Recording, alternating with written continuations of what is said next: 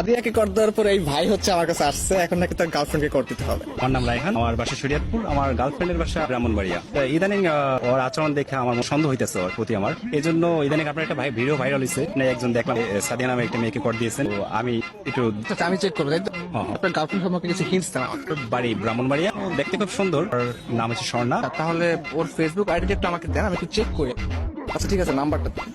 Hello, আসসালামু আলাইকুম। ওয়ালাইকুম আসসালাম। কে? আপনি স্বর্ণা, রাইট? জি হ্যাঁ, কে আপনি? কেমন আছেন আপনি? জি ভালো।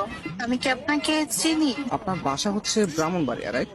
হ্যাঁ, একটু বলবেন আপনি কোন ক্লাসে পড়াশোনা করেন? আমি তো আপনাকে চিনতেছি না।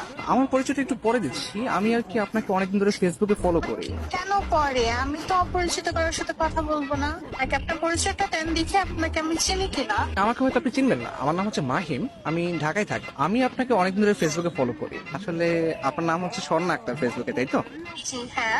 আমি আপনার ছবি, আপনার প্রোফাইল পিক, আপনার ভিডিওগুলো এগুলো